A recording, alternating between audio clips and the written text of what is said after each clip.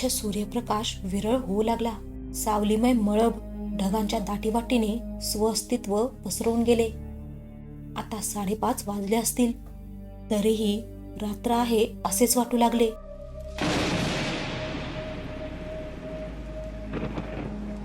तीव्र प्रकाशासह वीज चमकून गेली. घोंघावणाऱ्या वाऱ्यासह जलधारा तीव्र वेगाने बरसू लागल्या. वरातीत लिटरभर मद्य रिचवून बेभान नाचणाऱ्या मद्यपीसारखा पाऊस नाचू लागला. घराच्या छपरावर तसेच मोकळ्या रस्त्यावर आदळापट करत जलधारा कडाडू लागल्या. रस्त्यातील वाहनांचा वेग मंदावला. रस्त्यावर असणाऱ्या गर्दीने पोबारा केला. दुकानाची शटर्स खाली आली. फिरते विक्रेते, रस्त्याच्या कडेला बसणारे दुकानदार पावसात भिजतच सामानाची आवरावर करून निघून गेले. एव्हाना बाजार मोकळा झाला होता. पावसाचे पाणी रस्त्यावर जमा होऊ लागले. अकराळ विकराळ पाऊस विजेच्या कर्णकर्कश आवाजासह कोसळताना खूपच भयावह वाटत होता. अनेकांना हवा हवासा वाटणारा पाऊस अचानकच येऊन त्रास देईल याची पुसटशी कल्पना कुणालाही आली नव्हती. सगळ्यांची पळापळ झाली, तरी नाऱ्या जागेवरून पळाला नाही. तो त्याच्याच विश्वात रममान होता. अचानकच झालेल्या निसर्ग बदलाशी त्याला काहीही सोयरसूतक नव्हते. तसेही आयुष्यातल्या कुठल्याच गोष्टीचे त्याला देणेघेणे नव्हते. तो विश्वापासून कधीच अलिप्त झाला होता. त्याला ना स्वतःचे घरदार होते, ना कुणी नात्याचा माणूस होता. या जगात त्याचा तोच होता, परंतु स्वतःवर प्रेम करायचेही त्याला माहिती नव्हते. शरीराची काळजी घ्यावी याची त्याला गरज वाटत नव्हती. कुणी दिले खायला तर खायचे, जिथे जागा मिळेल तिथे अंग टाकायचे आणि झोपेच्या स्वाधीन व्हायचे. त्याला अन्न वस्त्र निवारा या मूलभूत गरजाही सतावत नव्हत्या. कुणी दिले तर खायचे, बस. यासाठी जगाशी थोडाफार संबंध त्याने ठेवलेला होता. जगासाठी तो वेडा होता. वेडा नाऱ्या. कुणाला त्याचा त्रास नव्हता. काही उरले सुरले अन्न त्याला दयाळू माणसं देत होती. कुणी दया दाखवली पाहिजे ही अपेक्षाही नाऱ्याला नव्हती. तो असायचा फक्त त्याच्या विश्वात, त्याच्या आनंदात. तो कुठून आला होता कुणालाही माहिती नव्हते. त्याच्या घरी कोण होते हेही कुणाला माहिती नव्हते. त्याला कुणी विचारल्यास तो कुणाची दखलही घेत नव्हता. कुठल्या तरी दिशेला बघून किंवा कधी आकाशाकडे बघून एकटाच असंबंध बडबड करत असायचा. आताही निसर्गाचे रौद्ररूप त्याला भयावह वाटले नाही. कर्णकर्कश आवाज करणाऱ्या विजेला नाऱ्या ओरडून सांगत होता, ये आणि कोसळ माझ्यावर, बघू दे मला तुझी हिंमत. असे अनेक पावसाळे पाहिलेत आणि तुझ्यासारख्यांचे फडफडणे पाहिलेत. तू घाबरवतेस कुणाला? आसमानी अन सुलतानीची आम्हाला काय तमा. अनेक दिवस आंघोळ न केल्यामुळे डोक्यावरच्या केसांच्या जटा व दाढी घामाने धूळ एकवटून त्या वळल्या गेल्या होत्या. तसेच गौर अंगावर गडद तपकिरी रंगाचा थर जमा झाला होता. अर्ध्या पिकलेल्या दाढीवरून काहीसा सुरकुतलेला चेहरा त्याने 50शी पार केल्याचे नमूद करत होता. एकावर एक अनेक कपडे त्याने अंगावर चढवले होते. डोळ्यात विशिष्ट अशी चमक जणू सांगत होती, योग्याला ज्याची आस असते ते मी प्राप्त केले आहे. पायात दोन्ही वेगवेगळ्या मापाच्या चपला तो विजेला ओढून सांगत होता. जी हालचाल होत होती त्यामुळे साचलेल्या पाण्यात कुठेतरी चपला वाहून गेल्या. सरींचा वेग वाढला तसे नाऱ्याने विजेला ओढून सांगणारा संवाद बंद केला. अंगावर पडणाऱ्या पावसाच्या सरींनी तो मोहरून गेला. आज अनेक महिन्यांनी अंगाला पाण्याचा स्पर्श होत होता. वेगाने येणाऱ्या पावसाच्या सरी केसांच्या जटा सोडवत होत्या. सरींचे सुखद शहारे नाऱ्याला खुलवत होते. मोकळ्या होत चाललेल्या केसांना नाऱ्या दोन्ही हाताची बोटे खुपसून मागच्या बाजूला वळवत होता. केस मोकळे होताना केसातून वाहत्या गंगेसारखे पाणी पाठीवरून खाली घरंगळत होते. नाऱ्याने आता दोन्ही हाताने चेहरा स्वच्छ करायला घेतला. पावसात भिजताना नाऱ्याला आगळ्या वेगळ्या सुखाची अनुभूती येत होती. कोरोना विषाणूचे फॅटी ॲसिडचे कव्हर सॅनिटायझरने फाटावे, जणू तशाच प्रकारे नाऱ्याच्या अंगावर जमा झालेले घामाचे चिकट पापुद्रे फाटून तो स्वच्छ होऊ लागला. अंगभर कोंबलेले कोबीच्या कांद्यासारखे कपडे नाऱ्याला अंग स्वच्छ करायला अडथळा निर्माण करत होते. नाऱ्याने अंगावरचे एक एक कपडे उपसायला सुरुवात केली. एकावर एक असे अनेक सदरे नाऱ्याने चढवले होते. ते उतरवून झाले. आता त्याने मोर्चा इजारीकडे वळवला. विजांचा कडकडाट अविरत होताच. उघड्या जागेवर नग्न शरीराने तो अकराळ विकराळ बरसणाऱ्या पावसाचा आनंद घेत होता. लांबसडक वाढलेल्या केसांनी आणि दाढीने तो एखादा नागासाधू वाटत होता. जणू कुंभमेळ्याच्या घाटावर अनेक वर्षांपासून तपश्चर्या करणारा एखादा साधू अवतरला आहे. आज खूप दिवसातून त्याची आंघोळ झाली होती. शेवटची आंघोळ कधी केली होती हे काही त्यालाही आठवत नसेल. 2-3 तास त्याचा मनसोक्त आंघोळीचा कार्यक्रम चालला होता.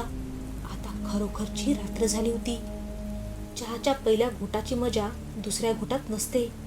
तसेच आता निरंतर पावसात भिजल्याने पाऊस नकोसा वाटायला लागला. वातावरणातील गारठा आणि चिंब भिजल्याने त्याला हुरहुरी भरली होती. आता डोक्यावर आडोसा असावा याची जाणीव त्याला जाणवू लागली. अवकाळी पावसाच्या तडाख्याने वीज पुरवठा खंडित केला होता. पाऊस आणि त्याला साथ करी भयान काळोख. वातावरण अतिशय चिनभिन वाटत होते. पावसाचे पाणी तुडुंब कमरेपर्यंत चढले होते. पावसाचा जोर कमी होण्याची कुठलीही चिन्ह दिसत नव्हती. आपण विवस्त्र असल्याची जाण नाऱ्याला आली होती. अजूनही नाऱ्याच्या मनात लज्जा आणि रक्षणाचा विचार आला नाही. परंतु शरीराला थंडीपासून वाचवण्यासाठी कपड्यांची गरज आहे हे नाऱ्याला उमगले. कपडे तर अंगावर भरपूर होते, परंतु आपल्या वेडाच्या आवेगाने आपण ते स्वतःहूनच काढून फेकल्याचे त्याच्या लक्षात आले. तो आता काढून फेकलेले कपडे शोधू लागला. साचलेल्या कंबरभर पाण्यात त्याला कपडे सापडले नाही. आता नाईलाजास्तव त्याला पाण्याबाहेर येऊन आडोसा शोधायचा होता. परंतु दाट अंधार आणि अतिवेगाने कोसळणारा पाऊस त्याला अडथळा निर्माण करत होता. तो पावसात पावले उचलत आडोसा शोधायला लागला. चौफेर नजर मारूनही त्याला काही दिसत नव्हते. शेवटी नजरेला काही उघडझाप करणारा उजेड दिसला. नाऱ्याच्या आशा पल्लवित झाल्या आणि तो कंबरभर पाण्यात पावले उपसत त्या दिशेने निघाला. त्या ठिकाणी असणारी वस्तीतली काही माणसं बाहेर आणि किती साचले याचा अंदाज घेण्यासाठी बाहेर निघून टॉर्चने पाण्याचा अंदाज काढत होते. त्यांनी पाण्याचा अंदाज काढणे नाऱ्याच्या पथ्यावर पडले होते. पावसाच्या आवाजाने त्याला त्या व्यक्तींचा संवाद कानावर पडत नव्हता. राहून राहून होणाऱ्या विजेच्या कडकडाटामुळे परिसराची ओळख नाऱ्याला पटली होती. एखादा जीव निव्वळ वेडा असला तरी जगण्याच्या आशेने निसर्गदत्त सुचत असते. नाऱ्या त्या दिशेने निघाला. पावसाने साचलेल्या पाण्याच्या वेगाने चालायला अडचण येत होती. पाय पटकन उचलत नव्हते. तरी कसा तरी नाऱ्या वस्तीजवळ पोहोचला. परंतु डोकं लपवायला जागा सापडेना. सगळीकडे पावसाने ओले केले होते. नाऱ्या पूर्वी या वस्तीत आला होता. आता त्याला पुसटशी एक जागा आठवली. तसेच ती जागा जमिनीपासून उंचावर होती. नाऱ्या त्या जागेकडे निघाला. भयानक चमकणारी वीज नाऱ्याच्या पथ्यावर पडत होती. विजेचा प्रकाश काही सेकंदाचा असला तरीही अचूक दिशा दाखवण्यासाठी मार्गदर्शक ठरत होता.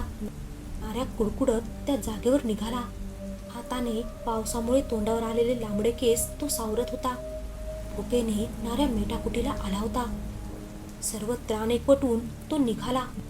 जागा त्याला सापडली.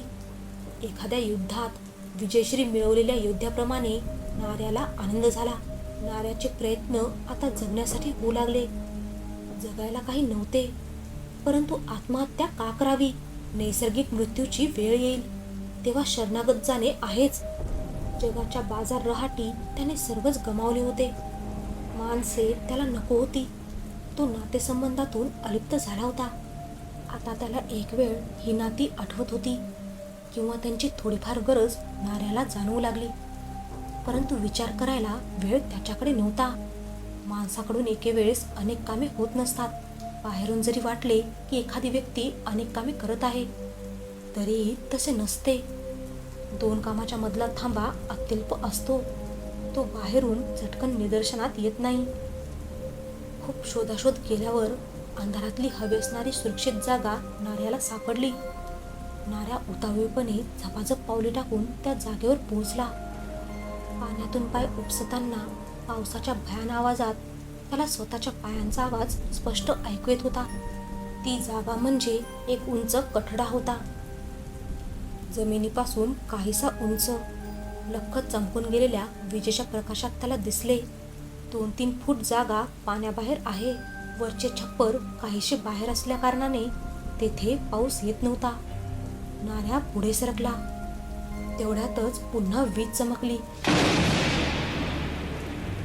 त्या विजेच्या प्रकाशात नाऱ्याला दिसले त्या जागेवर अगोदरच एक कुत्रे जाऊन बसले आहे. मुळात जागा इतकी निमुळती की फक्त एक माणूस पायाकडून बसू शकतो. तेथे अगोदरच एक कुत्रे येऊन बसले आहे. कुत्र्याला त्या जागेवरून हकलणे गरजेचे होते, कारण कुत्रा बाजूला झाल्याशिवाय नाऱ्याला तिथे बसता येणार नव्हते. दातावर दात पकडून कडकड आवाज होत होता. त्यात कुत्र्यावर कसे ओरडणार? हातामध्ये काठी किंवा इतर काही नव्हते जे की कुत्र्यावर उगारता येईल. तसेही नाऱ्याने आयुष्यात कुणाला त्रास दिला नव्हता, भलेही त्याला अनेकाने त्रास दिला असेल. नाऱ्याला विचार आला, तेही माझ्यासारखेच नशिबाने हुलकावणी दिलेले असेल. त्याला बिचाराला का हकलावे? छातीभर उंच ओट्यावर नाऱ्या अंगात बळ आणून चढला, परंतु आडोसा मिळाला नव्हता. नाऱ्या कुत्र्याच्या बाजूला जाऊन बसला. नाऱ्या सुरक्षित जागा शोधत आला खरा, परंतु त्याला तेथे नशिबाने हुलकावणी दिली. पाऊस कोसळत होता. कुत्र्याने मागचे पाय दुमडून पुढचे पाय सरळ ठेवले होते. मान जमिनीवर टेकून ते नाऱ्याला बघत होते. वीज चमकली की त्याचे डोळे चमकत होते, तपकिरी रंगाचे आणि तोंड काळे होते. नाऱ्या आल्यावर त्याने कान टवकारले होते. जीभ बाहेर काढून ते नाऱ्याच्या प्रतिकाराला तोंड देण्यास सरावले होते, परंतु नाऱ्याचा थंड प्रतिसाद बघून ते सुस्तावलेल्या अवस्थेत बसून राहिले. नाऱ्या कुत्र्याला पाहून त्याच्याशी बोलायला लागला. माझ्यापेक्षा नशीबवान आहेस कुत्र्या. ज्या जागेच्या आशेवर आलो होतो ती तू अगोदरच पटकावलीस. तसा तुझा दोष कुठला मित्रा? शेवटी तुलाही निवाऱ्याची गरज आहेच की. मी जराही तुझ्यावर रागावणार नाही. हो, अगोदर स्वार्थ होता माझा. मी जी जागा शोधत आलो तेथे तू बसला होतास. कदाचित हातात काही असते तर तुझ्यावर भिरकावून मी तुला हाकलून लावले असते आणि खूप मोठे पातक मृत्यूपूर्वी माझ्यावर लागले असते. कारण या अकराळ विक्राळ पावसात आता माझी सुटका नाहीये बघ. जन्मताना जसा आलो होतो तसाच आता शेवटी जाणार आहे, निर्वस्त्र. या शहरात आल्यापासून नाऱ्या कुणाशी बोलला नव्हता. त्याने शेवटपर्यंत स्वतःचे विश्व सोडले नाही. तो गप्पा करायचा, परंतु कधी हवेशी, कधी मोकळ्या आकाशाशी. आज तो माणसाशी नसेल, पण कुठल्या तरी सजीवाशी बोलत होता. मुक्या प्राण्यालाही माया असते, समज असते. शत्रू कोण आणि मित्र कोण? एका माणसाच्या आडोशाच्या जागेत एक माणूस आणि कुत्रे एकत्र बसले होते. आता निवांत झाल्यावर आठवणी डोळ्यासमोर नाचू लागल्या. लहानपणी पावसात भिजल्यावर आईने पदराला डोके पुसून काढले होते. आता लहानपणीची आई नाऱ्याच्या डोळ्यासमोर स्पष्ट दिसू लागली. डोके पुसून झाल्यावर आईने पटापट 2-3 चुंबन घेतले होते. नाऱ्याचे डोळे झरू लागले. आज खूप दिवसांनी त्याला आई आठवली होती. कॉलेजला असताना 3ऱ्या बाकावरची कोमल नजरेसमोर नाचू लागली. सुंदर प्लेन साडीवर अगदी आखूड बायांचा ब्लाऊज, केस वन साइड विंचरलेले, त्यावर अबोलीचा मोगरा. त्या सौंदर्याने नाऱ्याला घायाळ केले होते. सहज पुस्तकांची देवाणघेवाण करताना हाताला झालेला स्पर्श आणि त्याने लाजून चूर झालेली ही दोघे. पुढे नकळत बदल झाला. अचानकच नको असलेले चेहरे दिसू लागले. एकट्याची बडबड वाढली. मनोरुग्ण म्हणून घराबाहेर राहू लागला. लोक हिणवू लागले. आई वडील असेपर्यंत ठीक होते. नंतर एक तरुण बुद्धिवान नाऱ्या मनोरुग्ण म्हणून घराबाहेर राहू लागला. वेडा म्हणून फिरू लागला. वडील बागायतदार होते. घरात कशाची ददात नव्हती. नाऱ्याचा वडिलोपार्जित हिस्सा अनायासे भावांना मिळाला. तसेही त्याला त्याची गरज नव्हती. आता तो सुज्ञ झाला होता. परंतु फायदा काय? दिवा भिजताना जोरात पेटतो म्हणतात, तसे तर नसेल कदाचित. कुत्रे जमीन वाकरून बसले होते. ते खूप वेळ बसले असल्या कारणाने जमीन उष्ण झाली होती. मांडीवरच्या कुत्र्याने केस झटकले. कोरड्या जागेवर पुन्हा पाण्याचे तुषार अंगावर आल्या कारणाने नाऱ्या भानावर आला. आता केस सोडले तर अंग कोरडे झाले होते, परंतु हुडहुडी भरली होती. मांडीवरच्या कुत्र्याने याचा त्रास कदाचित ओळखला असेल. कुत्रे नाऱ्याला चाटू लागले. कुत्र्याचा काहीसा उष्ण स्पर्श याला सुखावू लागला. कुत्रे चेहरा तसेच छाती चाटू लागला. नाऱ्याला बरे वाटले. बसल्या जागेवरच दोघेही सामसूम झोपी गेले. आजचा दिवस दोघांनाही अन्न मिळाले नाही. सकाळी जाग आली. लख्ख सूर्यप्रकाश पडला होता, परंतु पाऊस तसाच होता. चहूबाजूला पाण्याचे साम्राज्य पाहून नाऱ्याचे डोळे दिपले. नाऱ्या बसला होता तो कोपरा माणसांच्या निदर्शनात येणारा नव्हता. कुणाकडे मदतीला जाणे शक्य नव्हते. हो, आता खूपच सतावत होती नाऱ्याला आणि कुत्र्यालाही. ज्या आडोशाला दोघे बसले होते त्या जागेला पाण्याची पातळी स्पर्श करायला आली होती. हळूहळू बसलेल्या जागेवर पाणी आले. नाऱ्याने कुत्र्यासह उठण्याचा प्रयत्न केला आणि नाऱ्याला तोल सावरता आला नाही. नाऱ्या खाली पाण्यात कोसळला. पाणी अस्थिर होते. भुकेमुळे पुरुष झालेल्या नाऱ्याला वर ओट्यावर चढता येईना. ओटा उंच होता. पालंगात त्राण होते. कुत्रा पाण्यात उतरून नाऱ्याच्या मदतीला धावला.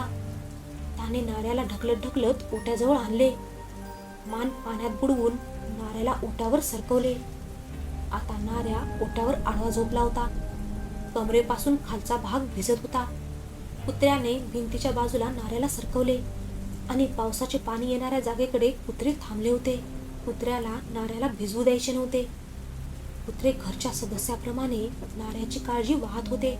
दोघात काय ऋणानुबंध होते ते त्या विधात्यालाच माहिती. नाऱ्या आता क्रोश झाला होता.